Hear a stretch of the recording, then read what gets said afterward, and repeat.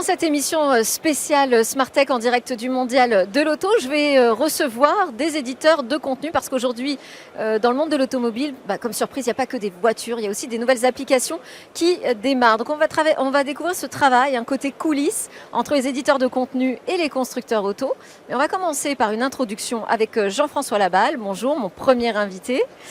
On va vraiment essayer de débroussailler ensemble quelles sont ces nouvelles façons finalement d'offrir aux conducteurs mais aussi aux passagers des voyages un peu différents avec de l'information, avec du loisir. Aujourd'hui, ça fait partie de l'offre différenciante sur un mondial de l'auto? Tout à fait, bonjour.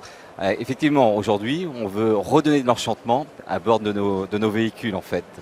Et pour ce faire, on a aujourd'hui en place toute une stratégie, toute une volonté d'offrir du contenu, d'offrir du plaisir, une nouvelle façon de retrouver enfin le plaisir de la voiture à vivre. Et alors ça, vous le faites avec des partenaires, parce que je dois préciser quand même que vous êtes le directeur des partenariats chez Renault. Donc aujourd'hui, l'idée c'est quoi? C'est de créer comme un nouvel écosystème de contenu. Exactement, le autour maître de mot, l'automobile. vous avez raison, le maître mot c'est l'écosystème. En fait, on a voulu s'associer à des partenaires dont c'est le cœur de métier d'offrir le meilleur contenu, du contenu premium. Donc, par exemple, parmi ces partenaires, vous pouvez trouver des partenaires connus comme Amazon Music ou d'autres partenaires beaucoup plus spécifiques, exclusifs pour la marque Renault. Et des partenaires français en l'occurrence. Ceux qu'on va recevoir tout à l'heure, c'est le cas puisqu'on parle de Cybelle et de l'équipe. Ça, ce sont des contenus là qui, ça y est, ils sont là. Vous les avez annoncés au Mondial de l'Auto, ils sont là, c'est-à-dire qu'ils sont à l'intérieur là, de ce véhicule, l'Austral, e-tech, full hybride. À l'intérieur, on peut déjà consulter des nouveaux types de contenus inédits. Alors, tout à fait. Aujourd'hui, c'est sur la Mégane e-tech également, c'est ça? Exactement. Aujourd'hui, tout ce contenu dont on parle, c'est une réalité. C'est au bout des doigts. Sur nos nouveaux véhicules, Austral, nouvelle Mégane, 100% électrique par exemple, et sur les autres véhicules à venir, tous sont équipés d'un nouveau système qu'on appelle OpenAirLink, une belle interface, une belle tablette, extrêmement fluide. Et bien, sur cette tablette-là, justement, on la nourrit avec ce contenu. Et aujourd'hui, sur le salon, le public, par exemple, peut d'ores et déjà appuyer sur telle application de notre partenaire et écouter les belles histoires s'il s'agit de Cybelle, écouter une musique en haute résolution s'il s'agit d'Amazon Music, et bien plus encore. Donc c'est une réalité. Alors hier, justement, on a d'abord regardé un peu ce que c'était ce système de nouvelle offre numérique qui s'appelle OpenAirLink chez Renault. Donc là, on va creuser un petit peu plus avec des applications précisément qu'on va découvrir ensemble. Mais pourquoi d'abord ces deux modèles de véhicules ont été élus comme les numéros 1 pour les contenus inédits? Alors, parce qu'aujourd'hui, nous sommes en pleine révolution de la marque Renault. Cette révolution se traduit par des nouveaux véhicules, par des nouveaux usages à bord du véhicule, par également ce nouveau système OpenAirLink. Et il se trouve que ce système OpenAirLink, aujourd'hui, est le moyen de sublimer ce contenu, d'apporter cette fluidité, cette nouvelle expérience aux utilisateurs. Et c'est pourquoi on a mis aujourd'hui le paquet pour justement nourrir cette belle tablette. Donc là, on sort des nouveaux modèles, on se dit, en plus d'avoir des équipements spécifiques, d'avoir des écrans totalement repensés, en plus on leur offre des contenus inédits. Mais la volonté, c'est qu'à terme, ce soit disponible sur tous les véhicules? Tous les véhicules de la marque Renault D'accord. équipés de ce nouveau système OpenAirLink. Tout à fait. Ok. On va parler un peu de sous. Il va falloir débourser quelque chose pour l'utilisateur?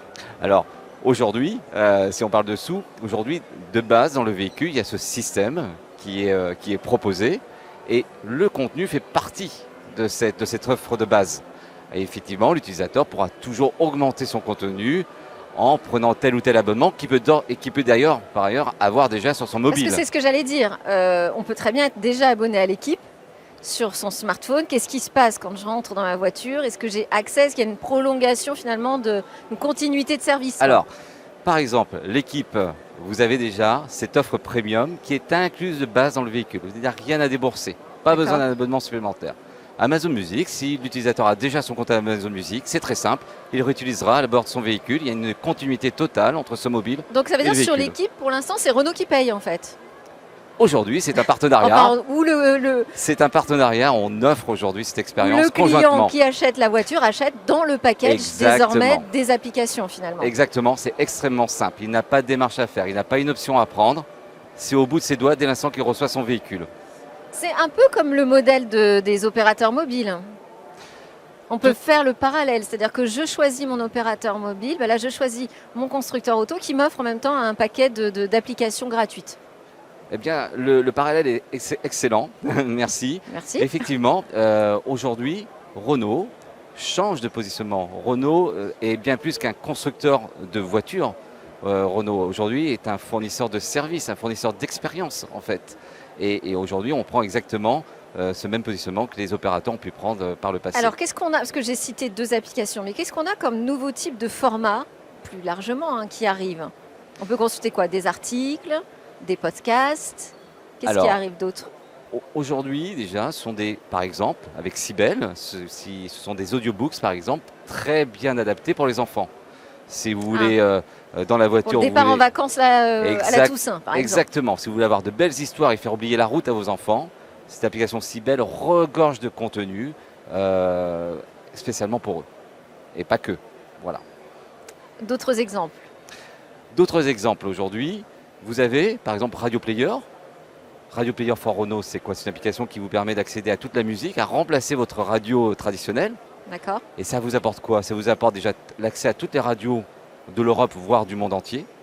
Et ça vous apporte également du podcast supplémentaire.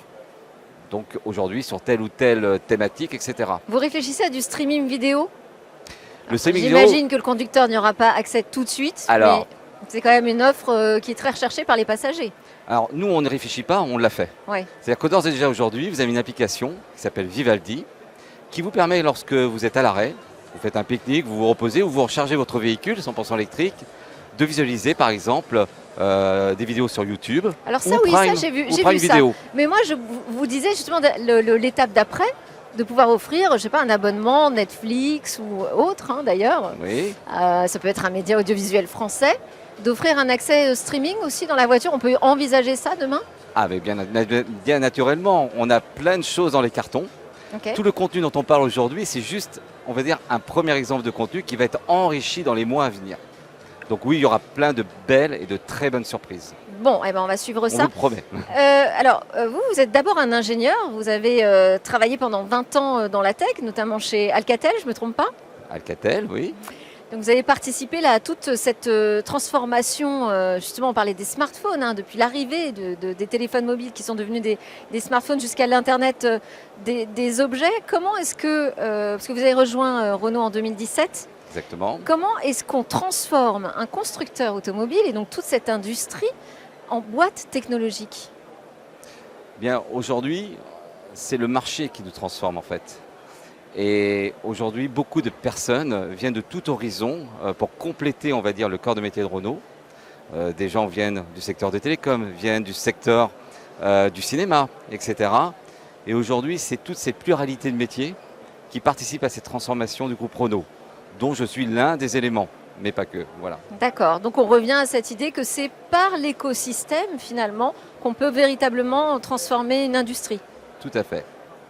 Très bien, merci beaucoup Jean-François Laballe, donc responsable partenariat de Renault. On a commencé à découvrir ensemble ce nouvel écosystème. On va aller un petit peu plus loin avec ceux qui développent en ce moment même ces nouvelles applications qui apportent des nouvelles expériences à bord. On va être en compagnie de Sibel et de l'équipe. À tout de suite.